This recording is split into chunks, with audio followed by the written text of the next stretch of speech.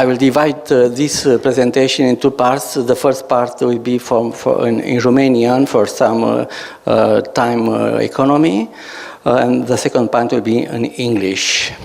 I will speak about our experience. Deci, ca să trecem repede peste câteva părți spre partea generală, amiloidoza este un grup rar de boli, chiar foarte rar, care are în comun mecanismul patologic de depozit a unor fibrile insolubile, depozit în diferite organe și țesuturi, producând, bineînțeles, disfuncția acestor organe. Cel mai frecvent afectate sunt inima, rinichiul, tractul gastrointestinal, ficatul, splina, sistemul nervos. Dar niciodată nu este în mod egal această afectare. Întotdeauna va fi o predominantă de organ. Dar trebuie să înțelegem, este o boală sistemică. Peste tot se va depune. Dar vom avea predominant cardiac, predominant renal și așa mai departe. De asta luptăm pentru această terminologie corectă. Boală sistemică cu afectare predominant de un anumit organ. De asemenea, bineînțeles, prezența acestui depozit va duce la disfuncția acestor organe și boala se va numi amiloidoză, iar simptomatologia clinică va fi extrem de heterogenă, depinzând, bineînțeles, de afectarea organului predominant. Poate să fie cardiacă, neurologică și așa mai departe. Amiloidoza este un model pentru ceea ce noi numim acum boală de depozitare a proteinelor, iar ceea ce se depune în țesut, amiloidul, depozitul, are această caracteristică microscopică de structură beta-sheet antiparalelă cu specificitate pentru congored, dar și aici este o mare dilemă pe care am discutat-o și ieri împreună cu profesorul Paladini. Depinde cine face această colorație care este aparent banală. Nu este banală, trebuie să ai mare experiență în această colorație. Și, bineînțeles, examenul lumină polarizată. Cine se depune, am văzut deja, sunt multe proteine, în jur de 42 de proteine umane care se pot depune și, de fapt, clasificarea actuală a amiloidozei, clasificarea corectă, este cea chimică. Pentru că contează cine se depune acolo. Tratamentul va depinde de ce s-a depus în țesut. Dacă s-a depus light chain, lanțușor, vom face ca în mielom multiplu, inclusiv autotransplant. S-a depus transtiretină, altceva facem, o să vedem puțin mai târziu. Dacă s-a depus lizozim, nu facem nimic. S-a depus apoeoan, nu facem nimic. Dar măcar să știm să nu facem rău. O clasificare mai veche care știu că nu este recomandată pentru că este din 2007, dar noi o folosim pentru că este extrem de intuitivă. Este o clasificare făcută de Westermark în 2007, în amiloidoză sistemică și localizată. Amiloidoza sistemică, în primul loc se află light chain amiloidosis, deci aici se încearcă introducerea în numele amiloidozei proteina care se depune. AL înseamnă că se depune lanțul ușor. Reactiv sau secundar se depune AA. Aici vreau să subliniez importanța denumirii corecte. Când spun amiloidoză reactivă sau secundară, este clar AA. Nu spun amiloidoză, când spun amiloidoză asociată mielomului multiplu, nu spun amiloidoză secundară mielomului multiplu, pentru că inducem în eroare. Se numește amiloidoză asociată. Deci amiloidoza secundară este strict AA. Bineînțeles, amiloidozele ereditare, în care este o proteină mutantă, o proteină care a suferit o mutație. Cea mai frecventă este cea cu mutația în transtiretină, EPOE1, gelsolin, fibrinogen, lizozim, cistatin C. Beta-2 microglobulina, care este asociată hemodializei. Wild type TTR-ul, care este despre care vom vorbi puțin mai târziu. Dintre formele localizate, la fel ereditare și non-ereditare, ereditare Alzheimer, non-ereditare din nou Alzheimer, deci Alzheimer de fapt este o formă de amiloid pentru că acel amiloid de beta-4 să formează fibrile de tip amiloid și de asemenea diabetul zaharat tip 2, encefalopatia spongiformă și formele localizate de AL. Despre transtiretină s-a vorbit, insist, 127 de aminoacizi, este o proteină foarte mică de care nu știm prea multe lucruri. Noi în facultate n-am învățat. Până la această boală nu am auzit despre transtiretină. Nivelul seric este destul de mare, 20-40 de miligrame.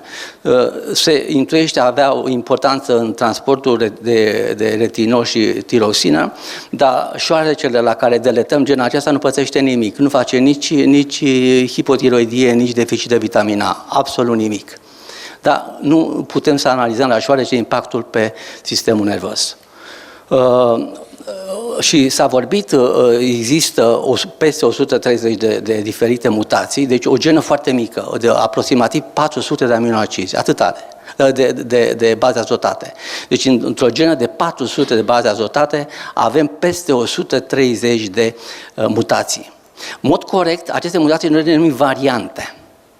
Deci aici este o chestiune de nomenclatură la care vreau să insist. Corect, chimic, genetic este să spui variantă. Dar, deci să spunem varianta în care numerotăm aminoacidul care se mută. De exemplu, valină în poziția 30 este înlocuit de metionină. Asta este proteina matură. Orice proteină matură, deci val 30 met, înseamnă că la poziția 30 valină este înlocuită cu metionină. Cei care se ocupă foarte mult de acest domeniu spun metionină 30, pentru că se implică că tu știi că ce este la poziția 30, că e valină. Dar foarte frecvent, și am văzut și în prezentările anterioare, se folosește P. Acest P înseamnă precursor, deci proteina precursor de valină 50 met. De ce? Pentru că orice proteină umană are în față un lider peptide de 20 de aminoacizi în cazul transtiretinei. De ce? Pentru că va conduce în citoplasmă de la ribozom la reticul ca să urmeze procesul de glicozilare. După care acel lider peptide dispare. Iar proteina matură va avea de fapt fără 20. Dar în nomenclatură se acceptă ambele denumiri. Deci proteina matură este 127 de aminoacizi și spun val 30 met, asta înseamnă că este proteina matură, dar când spun, dacă vreau să spun un precursor, obligatoriu trebuie să apară P-ul înainte. De ce insist pe aceste lucruri? Pentru că noi în buletine de analiză găsim ambele denumiri. Și am văzut oameni care spun că au descoperit proteine noi. Nu. Deci este aceeași denumire. Este aceeași proteină, numai că nomenclatura este ușor, poate să inducă ușor în confuzie, din păcate. De asemenea, un alt lucru pe care vreau să insist, în mod corect, chimic, se numește variantă. Variantă, da, variantă. Dar când spun unui pacient că are o variantă, nu prea înțelege. Din punct de vedere legal, aici este o discuție. Chiar la ultima ședință a comitetului este o discuție. Unii oameni spun, aici se spune hereditară pentru că impactul este mult mai corect, mult mai clar înțelege omul, da, are o problemă. Când spui că are o proteină variantă, e o denumire generală, dar chimic este corect, variantă. Dar eu personal prefer să spun hereditary, dar să pune înaintea proteinei. H-ul, pentru că dacă este după, însă poate să fie de la human și din nou creează confuzie. Așa cum s-a spus, orice proteină duce la destabilizarea tetramerului cu apariția fibrilor de amiloid. Așa. Despre diagnostic este foarte clar. Am văzut aceeași diapozitiv ieri prezentat de Giovanni Pradini, dar deci cu light chain, familia transtiretină, wild type, acolo era EPOA1, pentru că în Italia EPOA1 este mult mai frecventă decât la noi. Noi nu am identificat niciun caz de EPOA1, în plus avem alizozimul și AA-ul. Astea sunt cele mai frecvente care le vedem noi în România. Observăm că toate sunt boli sistemice, cu afectare de inimă, afectare de rinichi, ficat, sistem nervos periferic, sistem nervos autonom și sistem nervos și soft tissue. Cel mai comun sunt afectate inima și sistemul nervos. În mod particular, pentru amiloidoza familială de tip transtiratin, avem afectare de sistem nervos și de inimă, asta este foarte important. Am văzut că afectarea uneia sau alteia depinde foarte mult de tipul de mutație, din cele 130 de mutații. Afectarea la nivelul neurologic, o să vorbească puțin mai târziu colega noastră, doamna doctor N, despre afectarea neurologică, înseamnă polineuropatie senzitivă motorie periferică, asociată cu afectare de sistem nervos autonom, adică hipotensiune ortostatică, disfuncție erectilă, diaree, constipație, iar afectarea cardiacă, detaliată puțin mai târziu în prezentarea doamnei profesor Jurcu și a echipei, în care va fi o cardiopatie de tip restrictiv. Asta, de fapt, este red flag-ul, de care acele semne de alarmă la care trebuie să ținem cont și ne va atrage atenția că poate să fie o amiloidoză. Dar, cum spuneam, există foarte multe mutații. Unele cu fenotip predominant neurologic, cum este metionină 30, sau predominant cardiac, cum este ileucină 122, sau mixt, cum este mutația românească cu glutamină la poziția 54.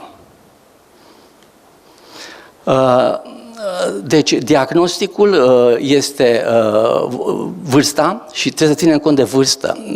La 40 de ani nu prea ne mai gândim la o boală ereditară. Dar cam asta este vârsta de debut, decada 4 de viață. Și acel red flag, neuropatie, plus minus hipotensiune ortostatică, plus minus afectare cardiacă și istoricul de familie. Este esențial, istoricul de familie este esențial.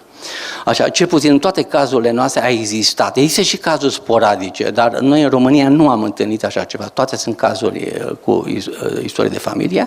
Bineînțeles, aprofundăm afectarea neurologică, rugăm colegii de la neurologie în acest sens, aprofundăm afectarea cardiacă, rugăm cardiologii și au instrumente excepționale și ne ajută foarte, foarte mult.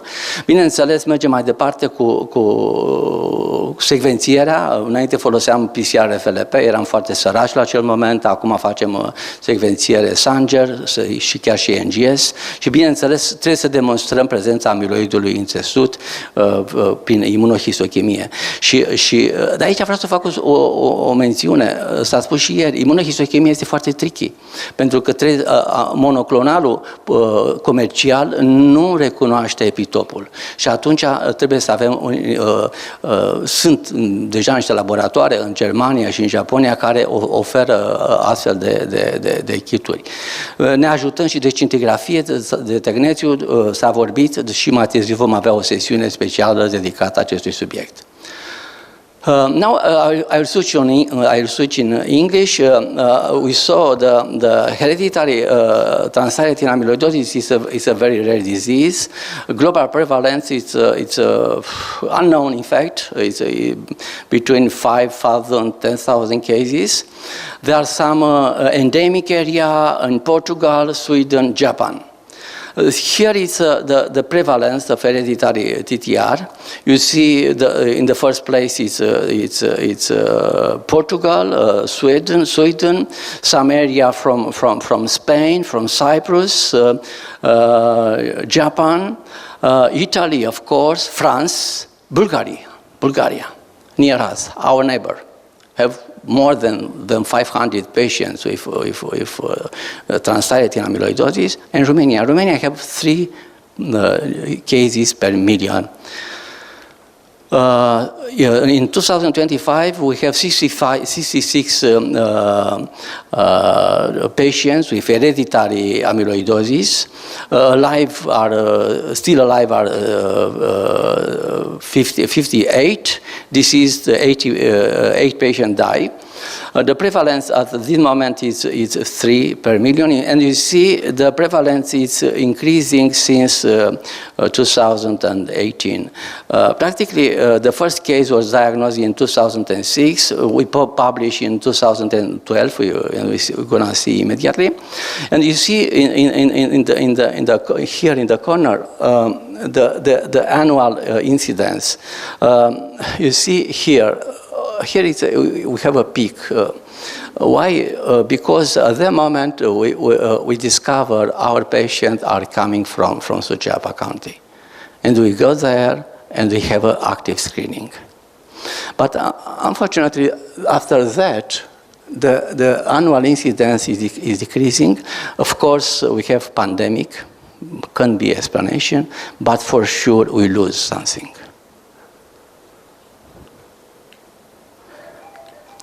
In Romania, we have 7 mutations identified so far. The most frequent you see here, almost 70%. It's a glutamine 54, found only in Romanian patients. There in literature we found some article from Italy, from Spain, but the patients are coming from Suceava County also. The second one is Valin 107, is more neurological picture involvement. Methionine 30 is in the Oltenia county. Valin 89 it also seems to be described only by us in Romania. We have so far 8 patients. We're gonna see immediately. Lysin 89 is late onset with mixed phenotype, predominant neurological one. Alanin 60 is Appalachian mutation. This is a very, very interesting mutation to be in Romania. It's most common in USA. It's the second most common in USA. I've met I'm deeply related by this mutation because the first patient of mine was Appalachian mutation, and the patient have the origin from Ireland, from the Irish ancestor, and they have a mixed phenotype. Asparagine 90, this is a very, very tricky mutation. Initially was considered non-pathogenic. And in 2024, in fact, we discovered this mutation last year. Andrea have this patient with neuropathy, with severe neuropathy. And initially we saw this non-pathogenic, but we found amyloid in the tissue, so it's a clear relationship. And also in literature was a few case reports, the both in Italy, with the same symptomatology, and also they discovered amyloid in the tissue, and the patient respond very well to patisiran. And also our patient is in the same situation. So we consider in fact to be pathogenic mutation. And maybe we can report it and something have to be changed. So here are more data about these Romanian mutations. The most frequent 46 patients is glutamine 54. The age of diagnosis is around 48, so young patient. Most of them, all of them, in fact, are from Suceava County. Botoșani in Iași is a borderline.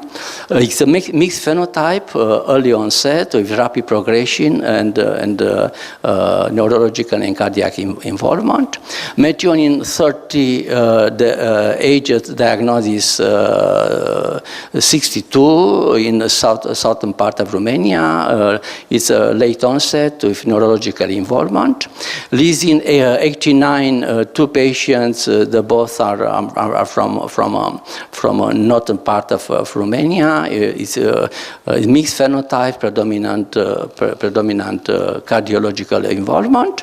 While in 107, age of the diagnosis 65, also in northeast part of Romania, in Nantes County, predominant neurological involvement. In fact, here is quite a particular neurological picture. Seems to be CIDP. While in 89, 8 patients, 3 with mutation, active mutation, in fact symptomatic mutation, and 5 are carrier. We discovered inclusion also in southern part of Romania. It's a predominant cardiac picture. Cardiac involvement. Alan in 60, also in southern part of Romania, so far seems to be the mostly cardiac involvement. And this patient with asparagine 90, also from southern part of Romania, is in neurological involvement. These are geographical distribution of our patient. Already I mentioned it. About a few words about glutamine 54. The first case was diagnosed in 2006. Of course, at that time, I asked for help from my colleagues from Knoxville, Tennessee. They sequencing the fibril. They found to be TTR, and then sequencing show us this new mutation, glutamine 54.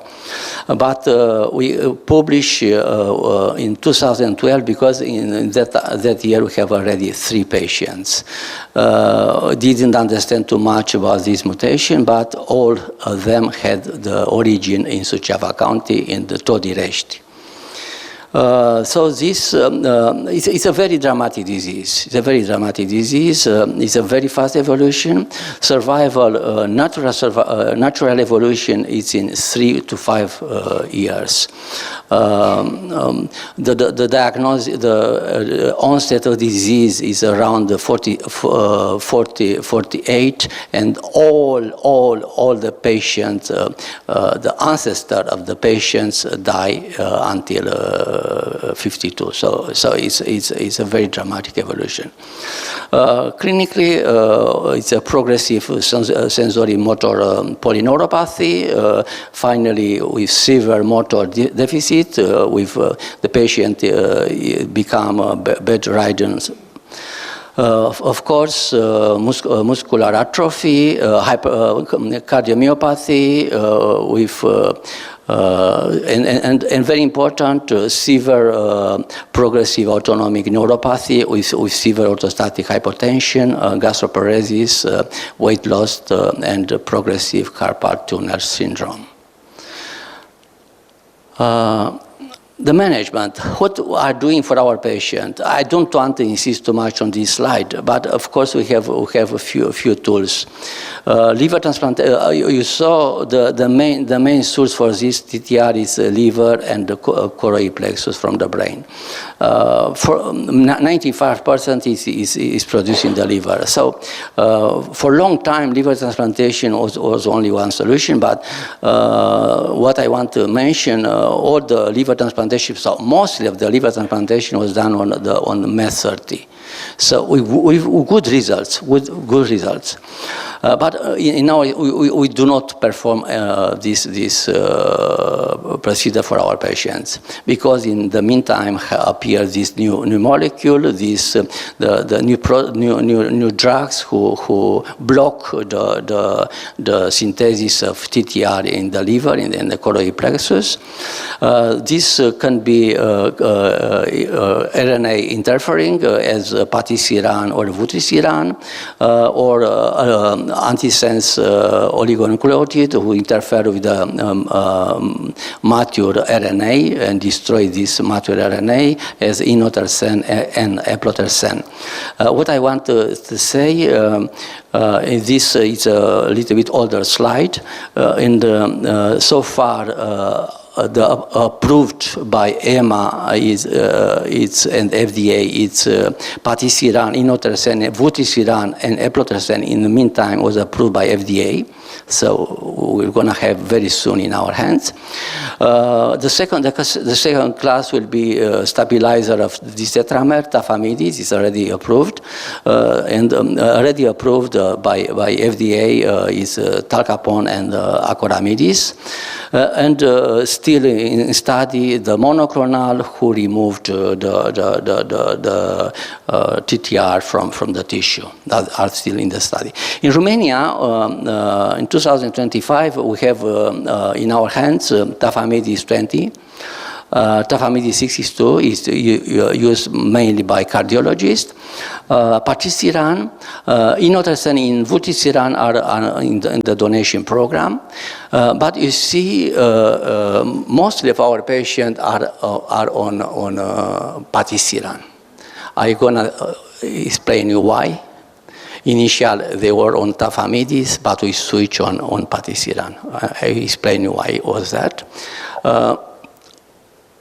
One patient on inotersen, and of course, tafamidis 62. This is patients who are in the cardiology survey follow-up. You see, this is the survival of our patient, all cohort of our patient. You see, in this period of 20 years, we diagnosed 66 patients. 8 of them die. All of them are glutamine 54, show again the aggressivity of this mutation. Why they die? Cardiac mainly, but suicide. Please do not ignore it. It's very, very important. One patient in very good condition committed suicide. It's a very, very sad disease. They see their parents. They see how their parents live with the disease, and they die very early. So they produce a very strong emotional impact. And really, we feel sad to see this kind of patient. We need to pay more attention about this psychological support for this patient. We were in Suceava for a few days. We had in 2018 in 1 week in Suceava, in the Solonets Valley. And the patient, the family, speak about a curse. In that area, the people are very religious. Bukovina is a wonderful place, wonderful land, and religious land. And they say, okay, this is life. This is given by God, and it's very sad. It's very sad to see, and it's also very sad when this patient committed suicide. Of course, the median survival has not been reached so far, but here we have the PFS for, you see, 23 patients have tafamidis 20. Tafamidis 20 is approved in Romania in 2014. So it was the first line for most of our patients. And then coming tafamidis 61 approved in 2021, but this is in the for the cardiologists, and patisiran in 17 patients, but this is approved since initial was a donation and then approved by government, and you are using still June 2020. Here is a PFS on the patient on tafamidis 20. Median PFS is only 22 months. We consider this response is not optimal one. For that, we switch all these patients on patisiran. So, red flag in hereditary amyloidosis, the age, don't forget, it's adult. Also, very important is when we have in our office a patient with neuropathy, with peripheral neuropathy, with orthostatic hypotension, and very important is a family history. Family history is very, very important because sometimes we are very busy. We do not have time to ask about that. Also, cardiac involvement, GI tract involvement, diarrhea, constipation, and weight loss. Of course, the scintigraphy with technetium will be a great help. And don't forget to ask about the origin of this patient, and most of them are from Suceava County. So it's a rare disease and largely underdiagnosed. And Romania is a non-endemic country. We have 7 mutations in Romania. The more prevalent is a glutamine variant, 54 glutamine variant, originated in Suceava County. This variant, this hereditary amyloidosis have a more aggressive phenotype compared with the other mutation. And so far in Romania, available its therapy are tafamidis 20, tafamidis 62, inotersen, patisiran, and very soon probably vutrisiran. The experience with tafamidis 20 was not quite very good, and for that we decided to switch on patisiran. And for good prognosis, for success in this management, very important will be early diagnosis and of course in correct typing. And of course we need to initiate therapy very early. Thank you very much. I'm waiting for questions.